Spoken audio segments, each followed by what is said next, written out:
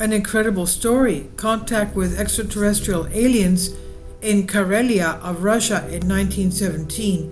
Karelia is a place between Finland and northern Russia. Um, Basically, it's near St. Petersburg, near the Peterhof Palace, which is facing the area of Finland. This happened long before the term flying saucers appeared, and few people know about this case.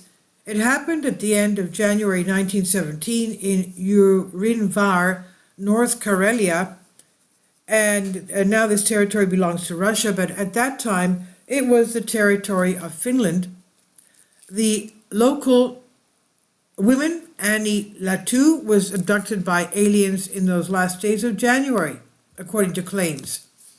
Annie Latu lived alone in her small house in Urianvar, about 6 kilometers west of Kurkijoka. She disappeared for several days, and the villagers described that she went to visit her daughter, but when she returned, she told an incredible story. Annie told the villagers that near her house a large machine fell on the ground, looking like a large wash basin. The note that the term flying saucer did not exist at the time, but the large wash basins of the time used by inhabitants looked like large soup plates. So this is the first UFO appearance in the form of a plate. From this wash stand, a ladder descended down, which small creatures tangled up.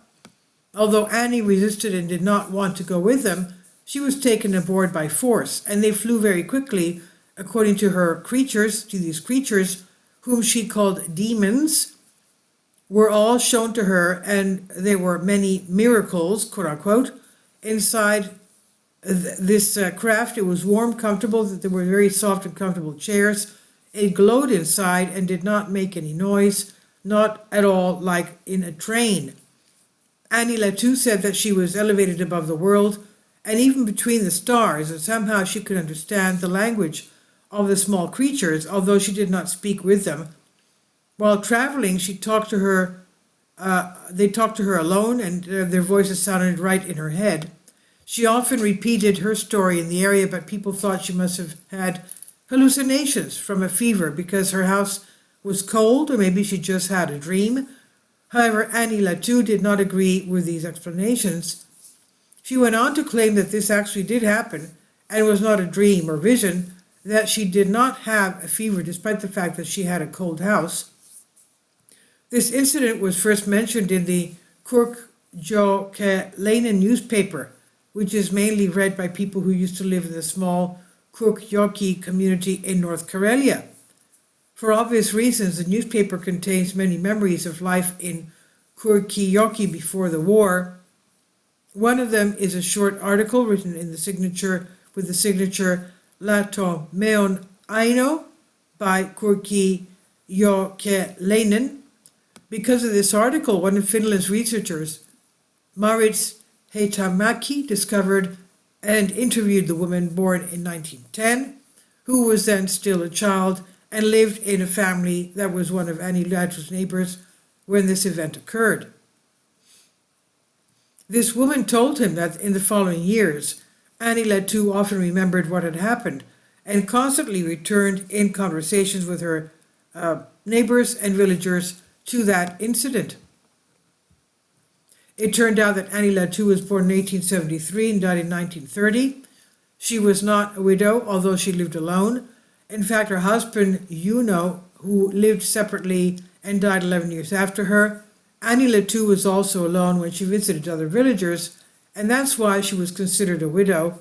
Annie Latu lived in a small house on the eastern shore of Lake Kankanlapi in the village of Alho. This kidnapping event took place between January and Easter of 1917. Annie Latu did her daily work when an apparatus landed on the road in front of her house, which she described as having the shape of a large wash basin. They then, in the village, had a form of large soup plates. The apparatus had stairs which Annie was taken aboard against her will, and inside the apparatus there were many small people who moved very fast.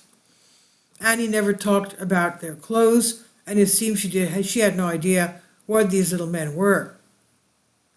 Since the religious people in the village decided that these little people were devils, demons, Annie agreed with this and later called them demons.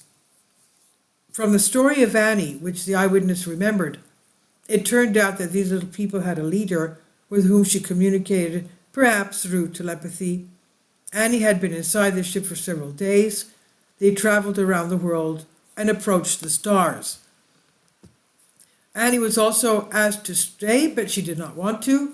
The inside of the ship was comfortable and warm, seats were comfortable, and finally Annie was brought back to the same place from where she was taken, that is, on the road near her house. The other villagers thought Annie had a fever, and she probably had feverish dreams. Annie never acknowledged this and often talked about what happened because she could not understand who these little people were. After the abduction, according to the witness, Annie had the ability to predict the future opening up, and she would become a well-known fortune teller in the district. Isn't that convenient? And this is from Solask. Please leave your comments and thank you for your support. Finally, support my Patreon account. The daily posts are 5 videos daily, and they are totally different from what I have on my YouTube channel.